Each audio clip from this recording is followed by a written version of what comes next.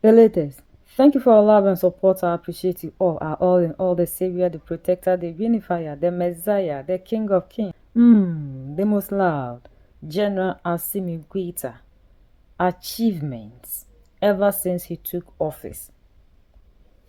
People have been the leaders in Mali for decades without anything to boast of. We have leaders in Africa that the only thing they boast of is how well they have been able to hold on to democracy, how well they have been successful change of governance. But under General Assimi Goita, we have seen massive development. We've seen the solar plant, we've seen the construction of roads, we've seen the agriculture sector, the amount of money he's injecting. We've seen the fight against terrorist activities, making sure Mali become a sovereign nation. We've seen the equipment that he's acquiring to defend the people in Mali. There are a whole lot of things. Fighting against corruption, taking Mali away from oppression to freedom. These are the leaders we are looking for in Africa. People that will give us significant change, not the change that we see when we only claim we have voted to elect people. They use the little that they have to change the narrative. We've seen them taking control over the mining sector, taking control over the resources. In the fifth minute of the transitional president at the head of Mali, tonight we are turning our spotlight on the achievements of a key department, the Ministry of Transport and Infrastructure. Aren't we used to hearing that their path is development? Well, the transitional authorities understood this. In 2020 and 2025, more than 8,700 kilometers of roads were maintained in Mali and more than 1,000 to 1,600 kilometers of tracks were developed and various structures were completed. These advances are the result of the strong will of Army General Assimi Goita, head of state for the past 5 years. More details with Sado Treri. Despite a difficult economic context, the last 5 years have been marked by the design and implementation of major road and air infrastructure projects. Under the leadership of Dembele Medina Sissoko, the Ministry of Transport and Infrastructure has carried out innovative projects to modernize its services, including the implementation of Sigilo, a progressive digital payment system that has accelerated the processing of transport documents, secured procedures and improved the quality of services. Innovation in the transport sector is also reflected in the launch in September 2024 of new secure license plates. To date, more than 28,000 plates have been produced by the local transport directorate. In terms of road safety, the main achievements relate to the reinforcement of infrastructure, the development of intersections and accident hotspots with the installation of smart tricolor greetings and variable message signs. The ministry has also acquired equipment for checking violations, including speed cameras, EO tests and drug testers. In the aviation sector, major projects have been successfully completed. Construction of the Mali Airport Center, acquisition for President Moribo Kaidanu International Airport of a new landing bridge between Terminals 1 and 2. Construction of the department's delegation center in Mali, creation of Mali Airlines SA, the new national airline, as well as the establishment of a weather calculation and forecasting center. Similarly, the department commissioned a 220 kilowatts solar power plant, installed 40 STUPTIC stations, 30 agrometeorological stations and 4 air pollution measurement stations. The rescue and firefighting service base at President Moribo Keita International Airport was also built by us. The road infrastructure subsector has made several advances in terms of internal and external encampment.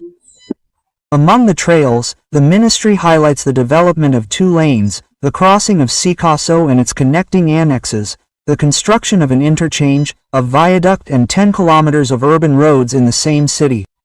In addition to these works, the Katale-Kadiolo Zigwa Slip Road is over 32 kilometers long and the development of 4 kilometers of urban roads in Kadiolo, the capital, Bamako, has not been forgotten with the development of 2 lanes of the axis connecting the third bridge to the RN6, with the construction of a viaduct, the rehabilitation of the Tour de l'Afrique section, Iram, as well as work in the areas of Kobleni, Bamo, Kaluba Kati, Pong Kati and the direction of the GMS Same Kati RN3 roundabout.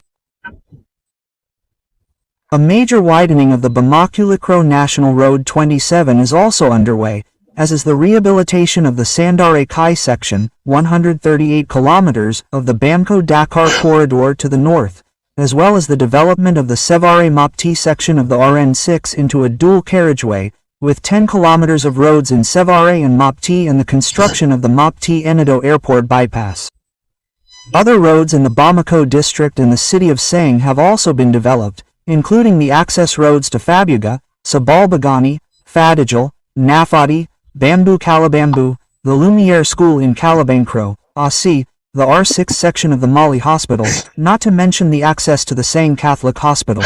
Between 2020 and 2025, road maintenance work covered 8,711 kilometers. In addition, the Rural Accessibility Improvement Project has affected 1,620 kilometers of tracks with the construction of crossing structures and connection facilities.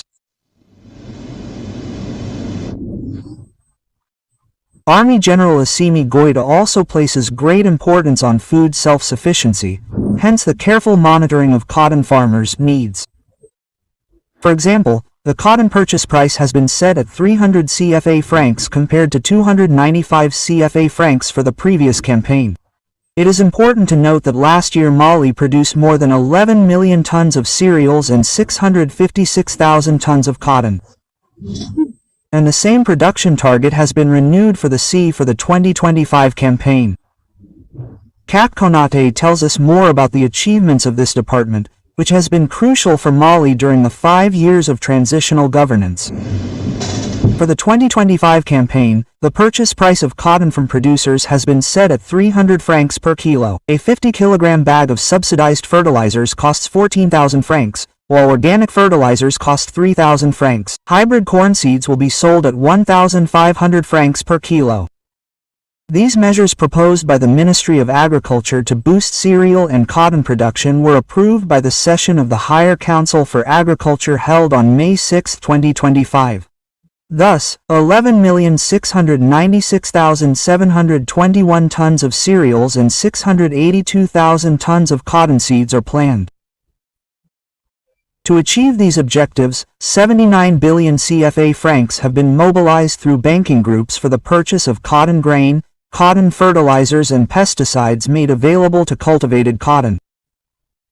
As for other farmers, they have received nearly 34,000 tons of fertilizers from Russia. PRA and PAPSAN, 1,500 kilograms of pre-basic seed, 3,500 kilograms of basic seed and 11,000 kilograms of certified seed, tractor, thresher, cultivator, motor pump, multi-crop, air were also used for sanitary purposes. The areas surveyed are estimated at 313,850 hectares, of which 17,820 hectares have been invested to date, 129,389 hectares have been treated. The 2024 agricultural campaign was impacted by the I-Nations, hence the compensation of more than 14,000 producers by the Food Security Commission. 2,769 hectares of area have been developed mainly in local irrigation. Added to this was the launch by the Prime Minister, Minister of Territorial Administration and Decentralization, of development work on 4,200 hectares in the Desbu 4 zone of the Engineering Office, with funding from German cooperation. The head of government also chaired forums on the national program for the instant rice cultivation system. There is also the operationalization of the agricultural census, which has enabled 816,237 family farms and 316 agricultural businesses to be counted. The department has also worked to secure agricultural land. It was thus able to recover the agricultural perimeters of Samako, part of which had been sold to a real estate company despite the existence of a French title. Africa, we can do it when we get leaders like Mali, Niger, and Burkina Faso. They didn't use a decade. They didn't use 2 decades. They didn't use forever to cause a change. Like other people will say, this is just my first time, I can't do anything. Even 6 months, a year, 2 is enough for you to cause a change. Because Mali, Niger, and Burkina Faso are not seeking for years to do what they are doing. The moment they came, they started doing something. The same people who sat outside and were saying they could not survive, they have proved them wrong. They are equipping their people with skills, taking control over the narrative, making sure that Africans will not only be at the receiving end, but we should be able to produce what we need. That is why they are moving away from the system that is keeping us underdeveloped. Within the shortest possible time, we have seen African leaders transforming the narrative in Africa. They are doing everything possible in their power to give us a new Africa. This is a new dawn, a new era in Africa. This is a revolution. And Assimi Goita is the father of this revolution. He is the one who sacrificed everything, and he is the reason to which we are seeing what is happening in Africa. He gave us the hope that the African lost. We love them so much because of the hope that they've given to us. What we are getting from Mali, Niger, and Burkina Faso, the African can never get money to buy that. They are showing us the way to freedom. They are making us to be self-sufficient, independent. They are showing the world that the African is capable. What shows that we can do it? Because we have allowed ourselves to be bought, to be controlled by other people. That is why Africa is poor. If these our leaders are all in us, should stay in power for the next 10 years, we will see wonders in Africa. And you still get the same democratic elected that are doing nothing that's supposed to be learning from them, also joining the narrative. We just like and love the way they are lying to us, and we are also lying to ourselves that these are the things they are doing. At least it makes us happy that the African is lying to the brother rather than Yolo Popo lying to us. We are the only ones that can set ourselves free. United we stand, divided we fall, and united we keep standing forever and ever. The greatest enemy of the African is mental slavery. So let's decolonize ourselves from mental slavery. Let's keep sharing to educate our brothers and sisters. Together we make Africa great for ourselves and the next generations that are going to come.